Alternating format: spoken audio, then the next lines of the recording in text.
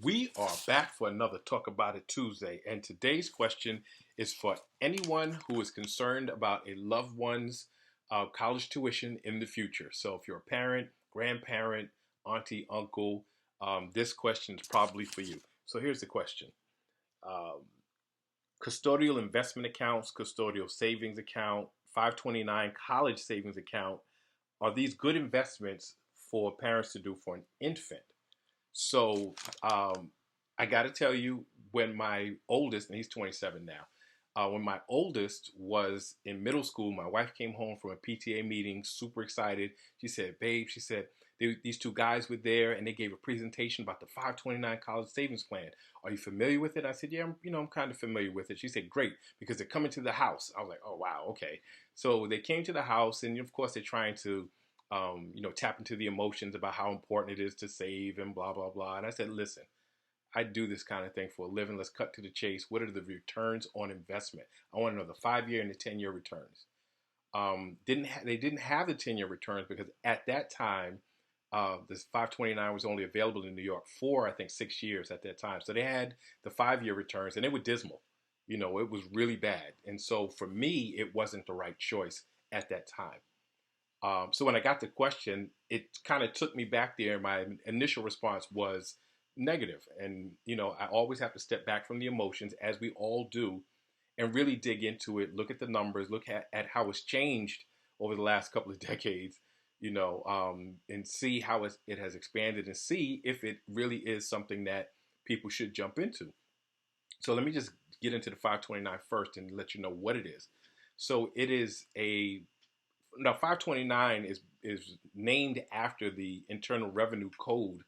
So you can really dig into that if you're really nerdy like me. But basically what it is an investment account that is very specifically geared to a beneficiary to receive the money for college, right? And so initially it was very narrow. It was college tuition, room, board, and books. That was pretty much it.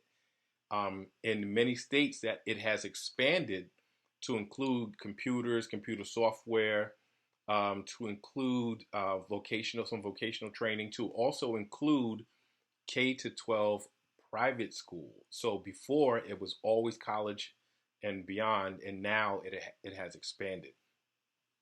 So why would somebody do that as opposed to getting just any type of investment? Why would you do it? Well, the growth is tax free, meaning any growth from the investment, you don't pay taxes on if it is used the way it is intended to be used. And every state has different, basically, it's like mutual funds that you can choose from to put your money in. The good thing is you don't have to choose the 529 plan from your state. If there is another state who has a better investment opportunity, you can actually shop around from state to state and choose the one that's best for you. Um, if you're a savvy investor, it might seem limiting, but if you are not a savvy investor, it gives you maybe 25, 30 options to choose from. Now, of course, every type of fund is different. And I looked at the returns in the New York fund, um, and they have a bond fund that basically pays 3.25%, which is dismal, not worth it. And that's a 10-year return average. And they have an aggressive growth stock fund that paid 17%. Um, that's a phenomenal 10-year return, but it's also more risky, right? And so why is that? What do you compare that to? So if you compare that to the returns of the S&P 500 or an S&P 500 index fund over the last 10 years, the return is 13.55%. So it's actually beating the market. They have one that beats the market, and they have one that doesn't, and then they have a range of things that are in between. So, and just looking at the returns, it is possible for you to get a phenomenal return. It is possible for you to do that without having to pay taxes on the gain. So those are some of the benefits. And again, you can choose from state to state. You must have a beneficiary, right? So if let's say it's your oldest child is the beneficiary.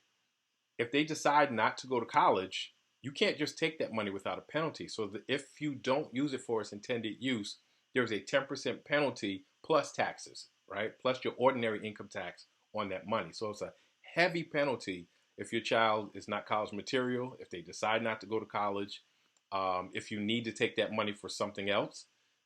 Something else could have come up, another emergency. It could be a medical emergency, whatever the case is.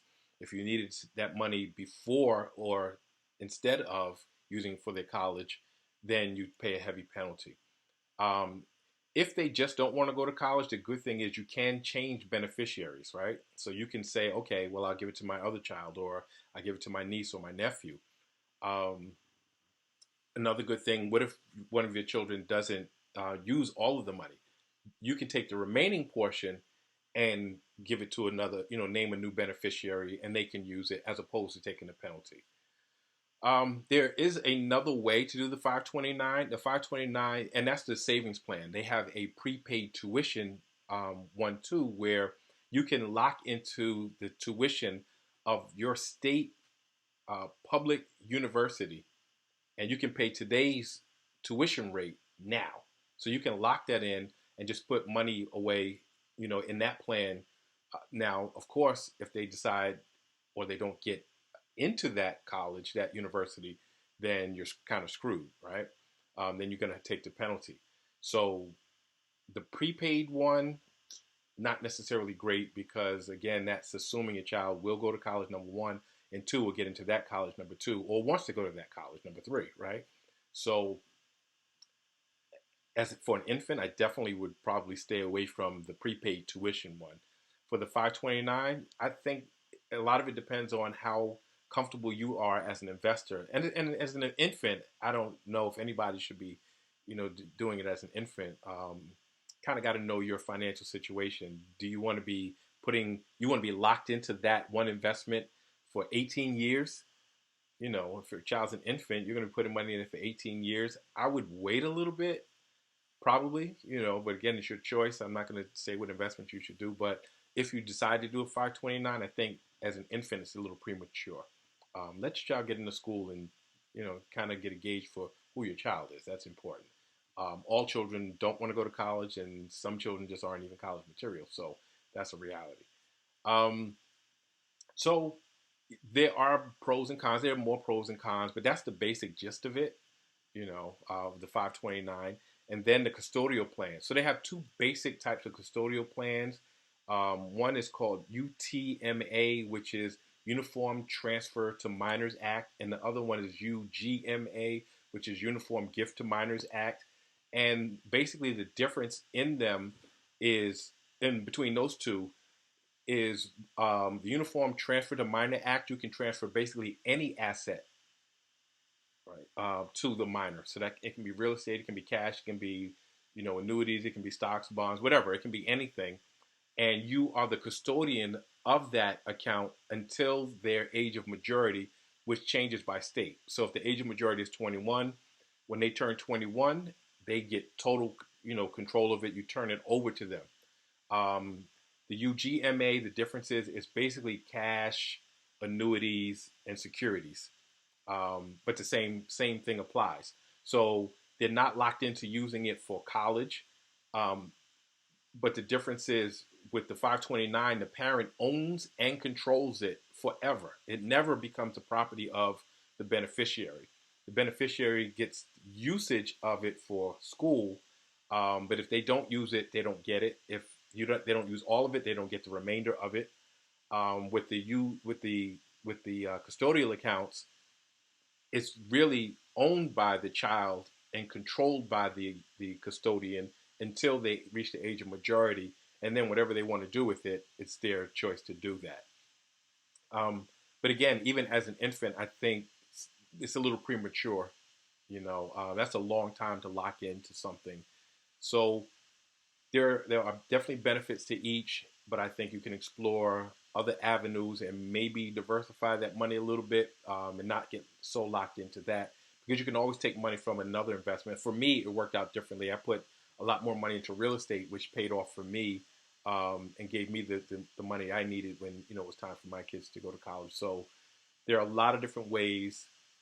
You have to kind of look at your personal situation. You have to look at, again, longevity. I don't know if putting anything away for an infant is necessarily the best option. But hopefully that clarified what those things are. I'd love to get your feedback. I'd love to hear from some people who have done the 529 or custodial accounts and what their experience has been, whether they saw it as a positive, negative, when they started, um, and whatever feedback you have, but keep the questions coming, and I'll see you next Tuesday.